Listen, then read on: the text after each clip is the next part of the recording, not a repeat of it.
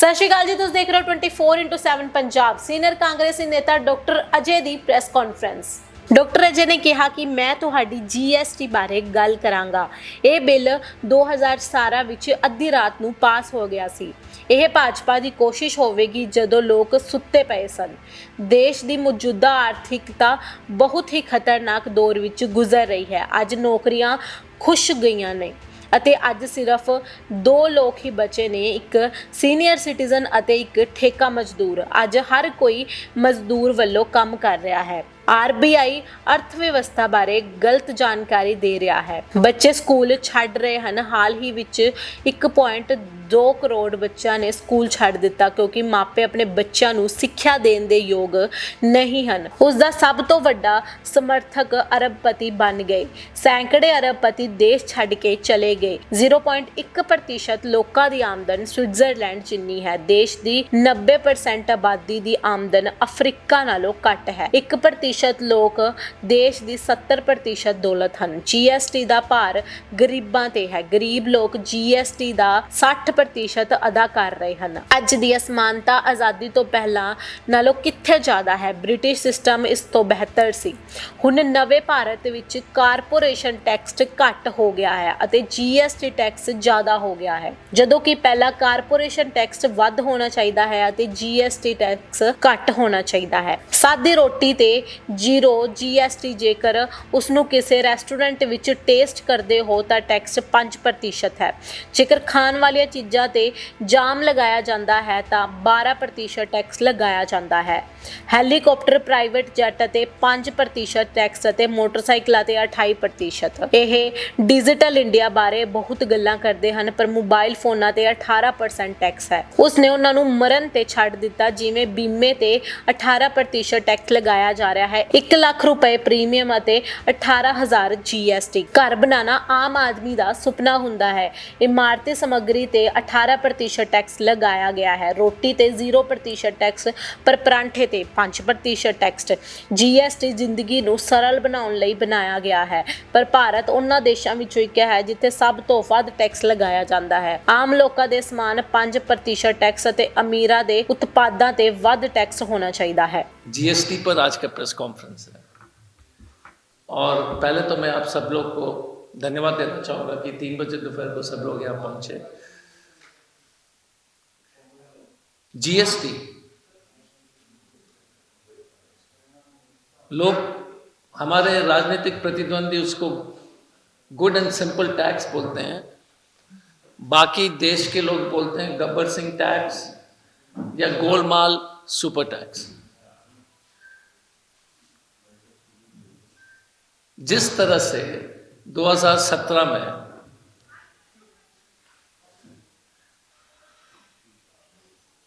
Midnight, बीच रात को ये बिल पास की गई थी, हमको लगता है कि मोदी जी और निर्मला सीतारमण, मोदी जी और भारतीय जनता पार्टी की सरकार की यही कोशिश रही होगी कि आप लोग उस समय गहरी नींद में होंगे और ऐसा टैक्स उन्होंने पास किया था, ना तो गुड है ना सिंपल है और है तो भयंकर टैक्स।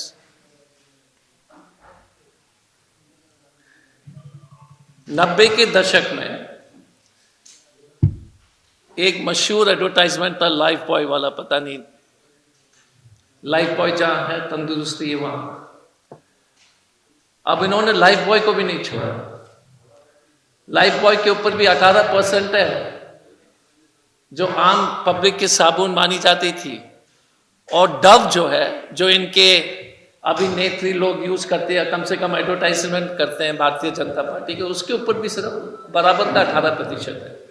तो आम जनता का लाइफ बॉय पर 18%, फिल्म स्टार के साबुन पर भी 18%।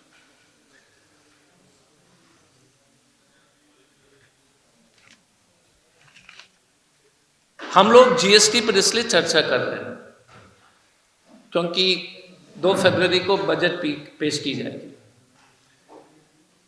3 तारीख को। देश की जो वर्तमान अर्थव्यवस्था है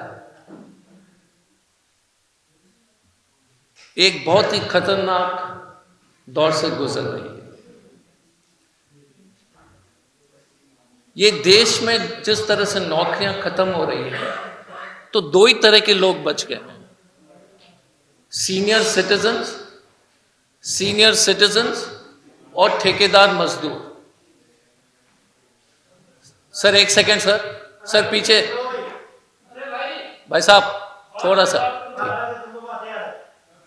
तो दो ही तरह के जो है देश में, थोड़ा सा सोच लीजिएगा गंभीरता से।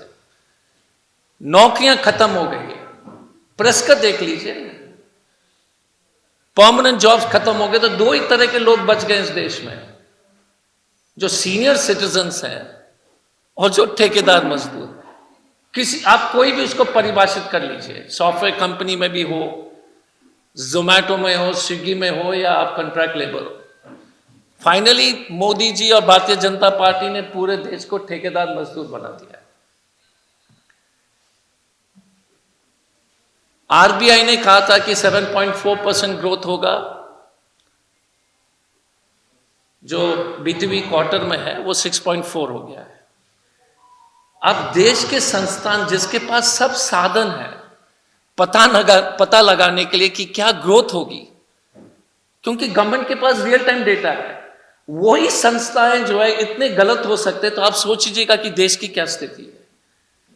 देखिए, हम कोशिश करते हैं कि समझाने के लिए कि यदि सरकार अपने एस्टीमेट में इतना बड़ा गलती अगर वो लोग लगातार करते रहे, आरबीआई, फाइनेंस मिनिस्ट्री ने कहा था कि ये क्वार्टर में 7.4% होगा, असली में कितना था? 6.4। मैन्युफैक्चरिंग सबसे बड़ा चिंता के विषय कि माइनिंग और मैन्युफैक्चरिंग में जिस तरह से कटौती हुई है, 9.5%, 9.3% से मैन्युफैक्चरिंग जो है नीचे गिर करके 5% आ गया है। माइनिंग 7% से गिर करके 2.9% पर पहुंच गई है। कंजम्पशन, ये जो एफएमसीजी कंपनी जो है, जो छोटे छोटे साबुन बनाते हैं, पैराशूट के, नारियल तेल के, सर में लगाने के लिए तेल के जो पैकेट हैं, धीरे धीरे पैकेट छोटे छोटे होते जा रहे हैं और उसका भी कंजम्पशन कम हो रहा है। सबसे ज्यादा बच्चे लोग सेकेंडरी स्कूल में छोड़ने की 1.2 करोड़ 1.2 करोड़ बच्चे लोग हाल के डेटा में स्कूल छोड़ के चले गए। भारतीय जनता पार्टी कह रही है कि ये डेटा हमने आधार से लिंक किया इसलिए वैसा नहीं है, लेकिन फैक्ट है कि 1.2 करोड़ बच्चे लोग स्कूल छोड़ के जा रहे हैं। इतनी ज्यादा गरीबी हो गई है देश में। बच्चे या तो माँ बाप कोई काम में लगा रहे हैं या स्कूल की फीस भर नहीं पा रहे। भारतीय उद्योग सुबह शाम जो है मोदी जी के गुण गाते हैं, क्योंकि उनको डर है कि ईडी और सीबीआई की रेड होगी। बोलते तो हैं कि सब ठीक है, लेकिन इन्वेस्टमेंट जो है सबसे कम हो रहा है पिछले 7, 8, 10 साल में। कोई ग्रॉस कैपिटल जो है, कैपिटल इन्वेस्टमेंट प्राइवेट सेक्टर से एकदम खत्म हो चुकी है। ये जो जहरीली कॉम्बिनेशन जो है,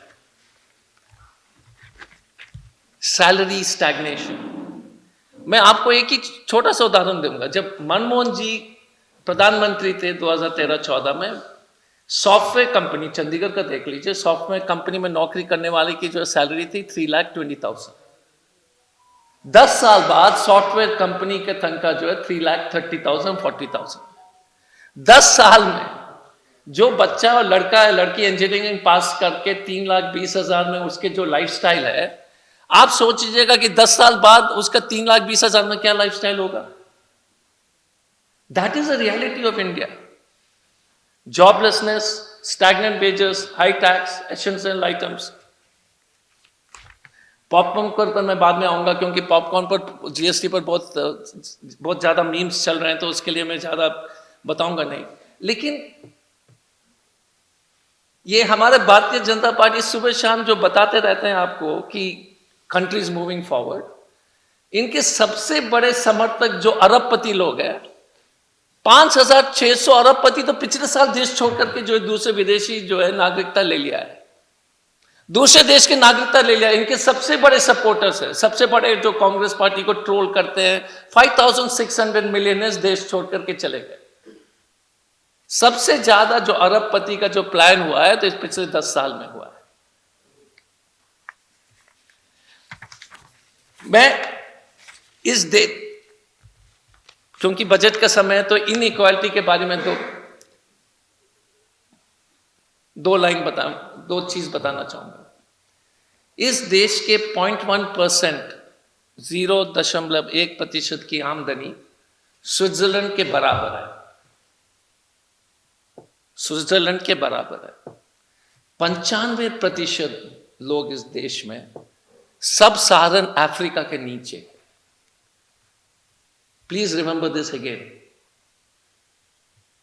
0.1% of India, Modi ji's dream group का आमदनी स्विट्जरलैंड के बराबर है, 0.1। आप और हम और जितने भी 100 में से 95% है, हम सब सहारन अफ्रीका के आमदनी के नीचे जो हमारी कमाई है।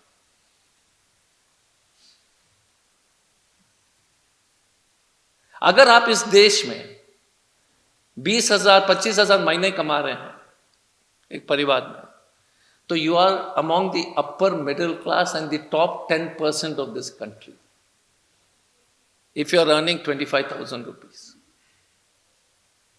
और आप अपने से जो है, हम सब लोग परिवार चलाते हैं, वी कैन अंडरस्टैंड कि 25,000 रुपए चंडीगढ़ में कितना चलेगा। किराया ले लीजिए, बच्चे का फीस ले लीजिए, दवाई ले लीजिए, how much will it last.